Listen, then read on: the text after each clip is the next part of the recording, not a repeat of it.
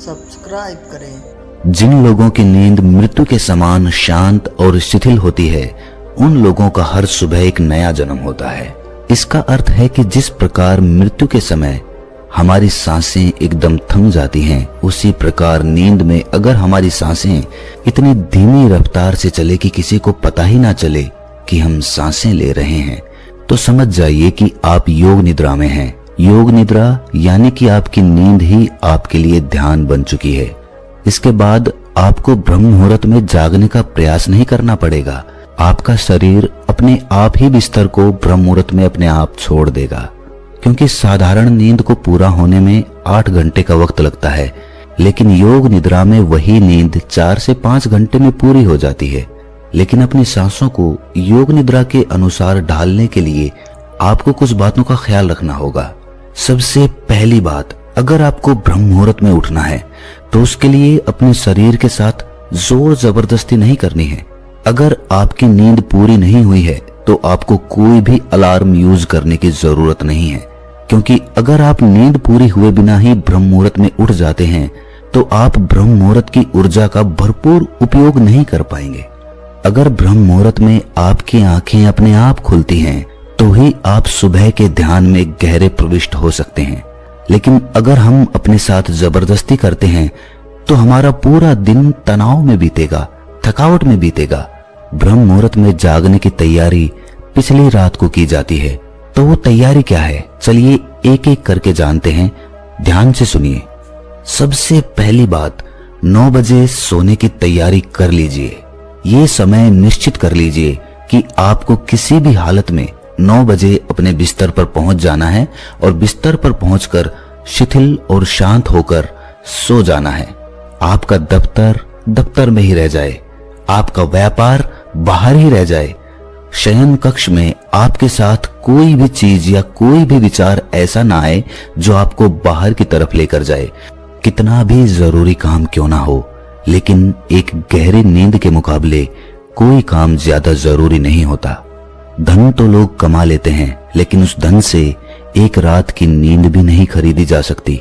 9 बजे सोने की तैयारी 7 बजे ही शुरू हो जाती है। अगर आप सोचेंगे कि मैं 9 बजे सीधा बिस्तर पर जाकर गहरी नींद में चला जाऊंगा, तो ये आपका वहम है। गहरी नींद यानी कि योग निद्रा में जाने के लिए आपको सोने से पहले कुछ तैयारियां करनी होती है और उन तैयारियों में तकरीबन 2 घंटे का वक्त लगता है। इसीलिए मैं कह रहा हूं कि 9 बजे सोने के लिए 7 बजे से तैयारी शुरू कर दो। सबसे पहले 7 बजे तक अपना रात्रि का भोजन समाप्त कर लो। आपने कभी ख्याल किया है कि खाना खाते ही हमें कुछ देर में नींद आने लगती है? ऐसा क्यों होता है? इसका जवाब है कि खाना पचाने के लिए हमारे शरीर को आराम चाहिए होता है। नींद का एक सबसे महत्वपूर्ण उद्देश्य होता है खाने को पचाना। पूरी रात हमारा पाचन तंत्र उस खाने को पचाने में लगा रहता है जो हम सोने से पहले खाते हैं। आप रात्रि का भोजन जितनी जल्दी करेंगे, खाना उतनी जल्दी पच जाएगा और आपकी नींद पूरी हो जाएगी। आयुर्वेद में रात्रि के भोजन के लिए जो समय निश्चित किया गया है वो सूरज छिपने से पहले का किया गया है, और रात्रि का भोजन जितना हल्का होगा, हमारा पाचन तंत्र अपना काम उतनी ही जल्दी पूरा करेगा। इसीलिए रात्रि के भोजन में हमेशा हल्का खाना ही खाएं। जिस खाने को पकने में जितना ज्यादा समय लगता है वो खाना उतना ही भारी होता है, और इसके विपरीत जिस खाने को पकने में जितना कम समय लगता है वो खाना उतना ही हल्का होता है। उदाहरण के लिए, रोटी को पकाने में ज्यादा मेहनत और ज्यादा समय लगता है, वहीं पर चावल को पकाने में कम मेहनत लगती है। इसके फलस्वरूप रोटी को पचाने में हमारे शरीर की ज्यादा ऊर्जा लगती है और वहीं पर चावल को पकाने में उससे कम ऊर्जा लगती है। खिचड़ी, चावल, उबली हुई सब्जी, ये सब हल्के खाने में आते हैं, और वहीं पर रोटी, घी, मांस, दालें इत्यादि भारी खाने में आते हैं, जिनको पचाने में हमारे शरीर की ज्यादा ऊर्जा और ज्यादा समय लगता है, जिसकी वजह से हमारी नींद की अवधि बढ़ जाती है। शरीर की अधिकतर बीमारियां इसी कारण से पैदा होती हैं कि हमें ये नहीं पता होता कि किस समय किस तरह का भोजन करना चाहिए। आजकल लोग जिम करते हैं, अच्छा शरीर बनाने के लिए अच्छी डाइट लेते हैं, अच्छा आहार लेते हैं, जो कि भारी होता है, तो वो शरीर को बलवान तो बना देता है, लेकिन शरीर में वो ऊर्जा, वो स्फूर्ति, वो ताजगी वो खत्म हो जाती है। शरीर का बलवान होने से ज्यादा मजा मन का आनंदित होने में होता है।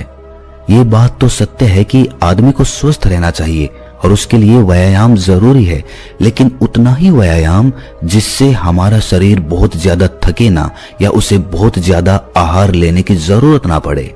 व्यायाम उतना ही होना चाहिए जिससे हमारे शरीर की ऊर्जा बढ़ती रहे, ना कि हमारा शरीर थक जाए।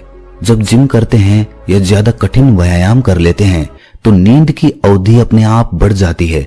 शरीर को ज्यादा आराम की जरूरत होती है और हम ध्यान को कर ही नहीं पाते।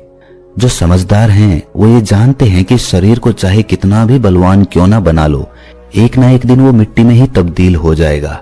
और वहीं पर अगर हम अपने मन को समझ लेते हैं तो मन से समझने से बड़ा काम इस दुनिया में कुछ हो नहीं सकता है। मन को समझ लिया मतलब आपने अपने आप को समझ लिया, आपने अपने आप पर विजय हासिल कर ली। ये मजे की बात है कि हम आकर्षक शरीर इसीलिए बनाना चाहते हैं ताकि हम दूसरों को प्रभावित कर सकें। जिस प्रकार के विज्ञापन फिल्मों और समाज के द्वारा हमारे सामने पेश किए जाते हैं, हमारा मन उसी तरह काम करने लग जाता है। बचपन से हमने फिल्मों में आकर्षक शरीर वाले अभिनेताओं को देखा है और हमारे मन में उन्हीं की तरह एक आकर्षक शरीर बनाने की इच्छा जागृत हो जाती है। लेकिन वहीं पर अगर हमारा समाज हमारे ऋषि मुनियों की तरह मन को आकर्षक बनाने पे ध्यान देता तो शायद हम जिम की जगह ध्यान को ज्यादा महत्वपूर्ण समझते। खैर, अपनी बात पर वापस लौटते हैं। रात्रि का हल्का भोजन कर लेने के बाद आपको अपने शरीर को शिथिल करने की प्रक्रियाओं पर ध्यान देना चाहिए। 7 बजे तक आपने भोजन कर लिया, अपने दफ्तर के सारे काम खत्म कर दिए, अब आपके पास कुछ भी काम नहीं है। 7 से 9 बजे का जो समय होता है उसे हमें पूरी तरह से उपयोग करना चाहिए। अपने मन को शांत, शिथिल और विचार मुक्त बनाने की तरफ ध्यान देना चाहिए। इसके लिए गुनगुने पानी से स्नान करना बहुत ही सहायक सिद्ध होता है। गुनगुने पानी में नहाते हुए ये भाव अपने मन में पैदा करिए कि आज पूरे दिन की चिंताएं, पूरे दिन का गुस्सा, पूरे दिन की घृणा, पूरे दिन का परिश्रम, पूरे दिन की थकावट, पूरे दिन का तनाव अपने आप पानी के साथ आपके मन से धुल गया है। आपका मन एकदम खाली और निर्मल हो रहा है। ये भाव हमें नहाते हुए करना है। अगर आपके पास स्नान गृह में कोई टब है तो टब में लेटकर भी ये भाव पैदा किया जा सकता है। टब में लेटे लेटे अपने शरीर को शिथिल करते जाइए। शिथिल करने का सीधा सा तरीका है अपने मन में भाव पैदा करना, और भाव जितना प्रगाढ़ होगा उसका परिणाम उतना ही जल्दी मिलेगा।